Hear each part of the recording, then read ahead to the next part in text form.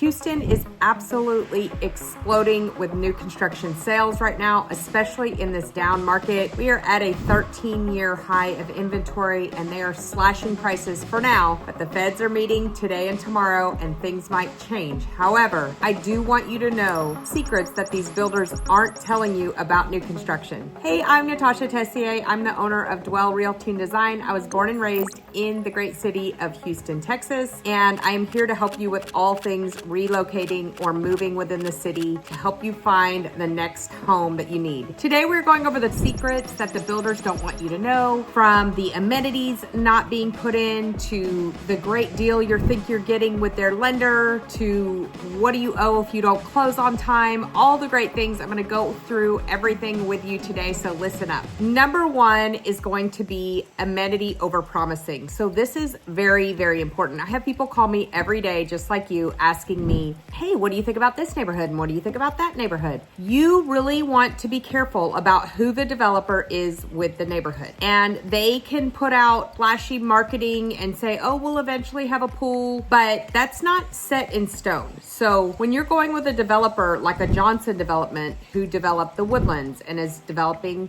Two-Step Farms and is developing Jubilee and Creston, they are very well known to put out a good product. And then you have these one-off developers that maybe this is their first master plan community. And they're saying, yeah, there are plans for a pool and there are plans for this, but that doesn't mean you're actually going to get it. So they can overpromise on those amenities. If you're moving in the neighborhood and you're the first one and it's not written in stone that that pool's going in or they've already broken ground or put it in, don't rely that you're 100% gonna get that neighborhood pool. So there's a neighborhood out in Montgomery that is still dealing with this 5 years later. They do not have a pool. They've promised a pool. Homeowners are upset.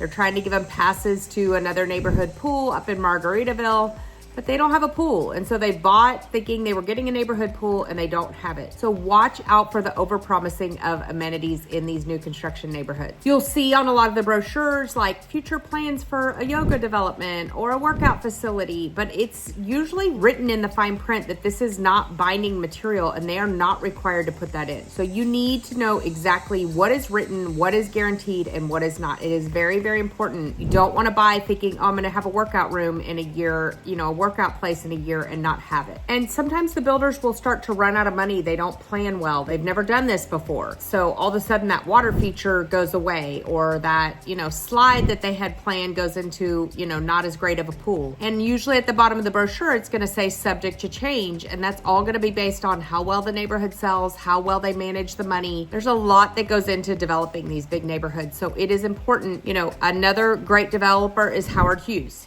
He developed the Woodlands.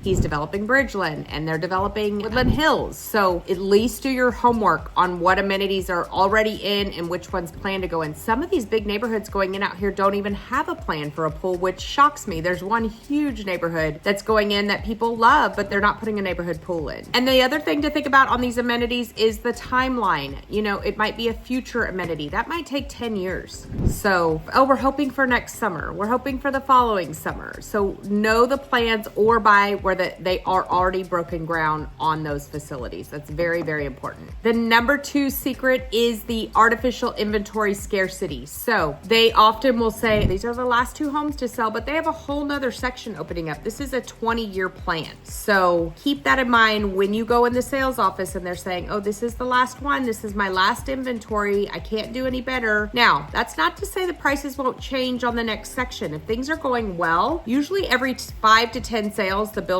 up their prices. So if things are moving quickly at a rapid rate, they will raise their prices. I do see price hikes coming in our near future with these builders. They've been very, very low. The deals have been amazing. I've told you that I've gotten $40,000 and $50,000 and $33,000 and $13,000 in equity from an outside appraiser telling us that the price we're paying is a lot lower than the house is worth. So they are slashed right now. They're at an all-time low. This is September 2025. I do think for sure by the end of the year, we're raising prices. If not, beginning of January, we're going back up. So if you're looking for a good deal, now's your time. But just don't fall into the trap of this is the last one. There are closeouts, all those things. But for the most part, all these neighborhoods that are just starting, it's not the last one. There's gonna be more. So don't get stuck in that trap. But it might be the last one at that price point. So just keep both of those in mind. Number 3, one of my favorites, lender incentives with strings attached. Now, one of my clients misunderstood me on this, and I want to be very clear. Most builders, there is one that I know that doesn't have their own in-house lender, but most builders have their own in-house lender. And they're going to say, we'll offer you $10,000 to use our lender. And that's great. But what does that come with? So sometimes it's an amazing deal and it cannot be beat. And sometimes they give you the 10 grand and they turn around and charge you the 10 grand. It is important to look at 2 different lenders, one being the builder's lender and one being your own lender. I have a great one I can refer you to say, yes, this is the person that I want to use. Or my lender's very, very honest. She's going to say, that's a great deal. We can't beat it. Go get it. Or she's going to say, wait a minute, they're charging you $7,000 in lender fees. You know, this would be our number, that's their number. So it is important to compare to, and that is my job. So I'm not gonna try to force you into using the builder's lender or using my lender. I want you to get the best deal. It doesn't matter to me what lender you use. It's just my job to help you compare the 2. So please keep that in mind. I would not say that, you know, every builder is out there to get you. Some builders have amazing deals. Some builders have 3-2-1 buy downs that are amazing right now, but others don't. So it's my job to help you sort through that mess. But just be cautious, because a lot of times those deals aren't as great as they seem when it comes to the lending side. Or they'll say, we're giving you $20,000 off, but 10 of that's coming from using their lender and 10 of it's coming from the builder. So if you use your own lender, you might lose that $10,000. Let's look at all the details together before we decide. One good thing I do like about using an outside lender is it's going to be an appraiser that is hired by the outside lender. So they have no affiliation with the builder, and that appraiser can go in and say, wait a minute, I think you're overcharging. Right now, it's not really overcharging, it's undercharging. But if we get to that market, they can say, hey, I don't think this house is worth what you're paying for, and this is why. So I do like that part of being with an outside lender. Something else to think about with new construction, you're gonna go in and they're gonna say, well, we have a 40-foot section and 50-foot and 65-foot lots and 80-foot lots. When you go to sell, the size of your lot is going to come into play, and your builder will come into play somewhat, but you don't necessarily want to be the highest end home in the neighborhood. You don't want to be the lowest end home in the neighborhood. You want to fall in that mid-range. So just be careful. If you're building an $800,000 house and the people next door have a $400,000 house, that's not going to be as great for resale. So all the mixed neighborhoods with mixed builders and mixed sizes and all that stuff, please be cautious of how much money you're putting into that neighborhood and try to stay below the high end, if that makes sense.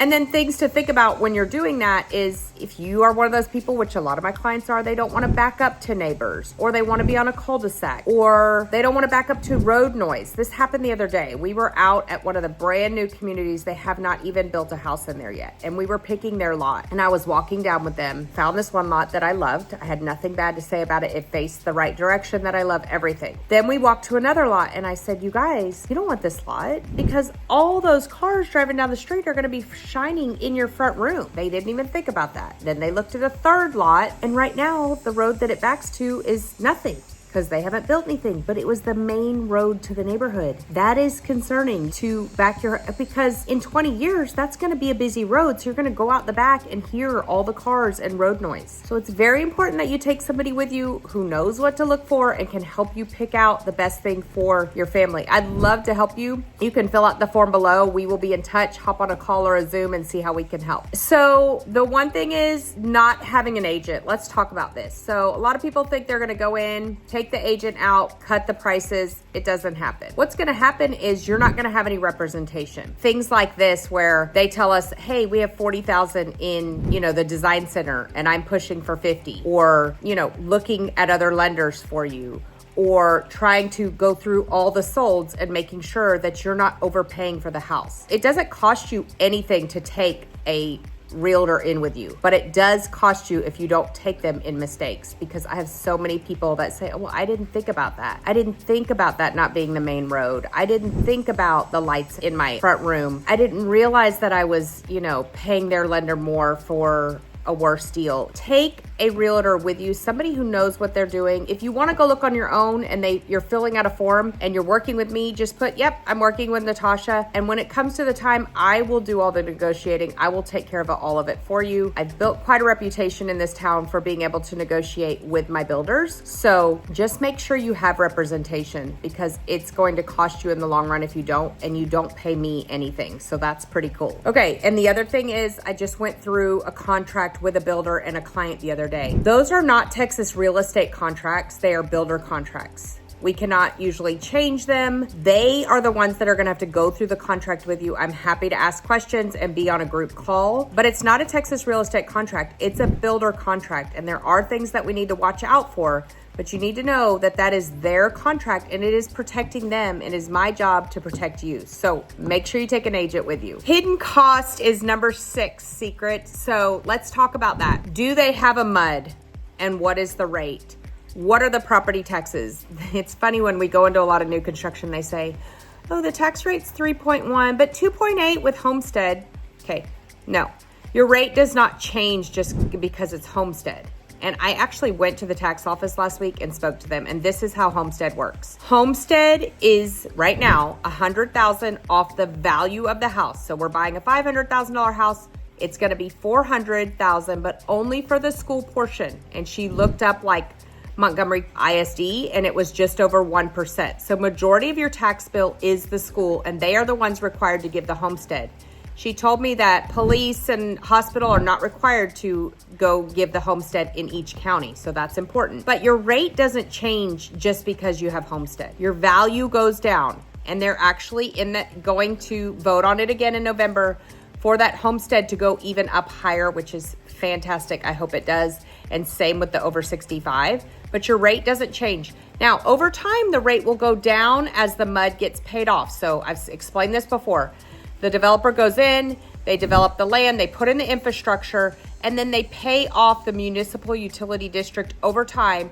So for example, Wood Forest used to be over 3, and now it's 2.5 or less, depending on what area you are in. Something else to think about, and I tell all my clients this, is when you're closing on new construction, and I will go through this with you at closing, so don't worry about it. But just to be aware, the builder's giving you credit. Let's just say you buy a house July 1st. They're gonna give you credit from January 1st to July 1st for the property taxes, because we pay them in the rears. And then you're gonna owe the property tax from July 1st to December 31st. Most of the time, they're only crediting you on the land value. So if your property tax bill comes out in October, November, and all of a sudden, it's $5,000 instead of $1,200 based on the land, that builder owes you money. So you're able to call title and say, hey, my property tax bill was not prorated correctly based on the new bill, and they are required to pay you money. That can be several $1,000s. Again, have an agent that knows what they're doing. Other things to think about is, where are the utilities on the survey? Are they in the back? You want to put in a pool, they have a 20-foot utility easement, you can't put in a pool. Think about that. Is this an investment? How long do you have to have a renter in there? Can you do short term? All those things are important to look at on the front end of purchasing this home instead of on the back end. Okay, number 7, builder contracts favor the builder. I kind of went over this. It is not a TREC contract. They're gonna charge you for days that you don't close. Now, most of them, I can talk them out of that if we need a couple week extension to get it closed. But if you're just dragging your feet and not closing, they have a fee in there to charge you. There's no refund on your earnest money. It's not like buying a pre-owned house where you have 7 days to inspect. There's no refund. So don't go into buying a new construction and think, oh, I'll get my money back. It's very, very hard. They do for extenuating circumstances, but not most of the time. So everything in that contract is going to be favored towards the builder. We just have to make sure we agree to most of those terms. Now, we sign them every day. Everybody's fine, but you just need to know what the exact terms are so that you're aware of them. One thing that came up, which is really interesting, in one of my builders last week, was they wanted us to sign something saying if the house did not appraise, the buyer would cover the difference. I told them no. I said, we're not signing that. I'm sorry. Like, what if it came in $30,000, that we were paying $30,000 more than the house is worth? They want these people to come up with $30,000 to pay them. Do not sign something like that. I would tell them I would not sign that. Another thing that happened is I had a VA buyer. VA veterans are protected, but it's not marked in the new construction. So we got an email stating that if the house did not appraise, that this builder was going to let them walk away and give them their earnest money back. So it is very important that you check all these boxes and have somebody watching out on your behalf. Number 8 is model homes are unrealistic. We've been over this. They overdo the model homes. I would personally not buy a model home because when you go to buy, all your warranties are gone. The AC's 3 years old. Everything has been worn and used. Your roof is 3 years old. You're not really getting a new house with a new warranty. But if you go and fall in love with a model home and then you want to rebuild that, it's going to cost a lot. It's important when you go to the design center to think clearly about what is going to raise your value, what are things you can do after closing versus paying it all up front and overpaying for the house. I think I said this before. I had somebody wanting to change their faucet color and it was $13,000 charge to change the color throughout the house. Not worth it. It is important to know that the model homes are unrealistic. They have every upgrade you can imagine. They're meant to bring you in and all you and make you think that that's what you're getting. And it's really not. You know, look at the layout, look at those things, but you're not going to get the same model feel in your own home without overpaying for it. Okay, warranty limitations. So every builder has a different warranty. There are a few that have a 2-year warranty, most are 1 year. Everybody is different. I have a seller right now who's selling her house. It's 4 years old. 6 of the windows have lost their seal, which happens in every inspection, and which means that the buyer's saying, hey, we want new window panes. We don't want window panes that have lost their seal. She's gone back. We've had to figure out, are they under warranty? They happen to have a 10-year warranty on the window pane. We just have to pay for labor. Figure out your warranties, okay? Because all of them are different. What about your AC? What about your structural should be 10 years, okay? But don't think after that first year that you're gonna be able to just call the builder in 2 years and say, oh, my window's gone. That's not necessarily true.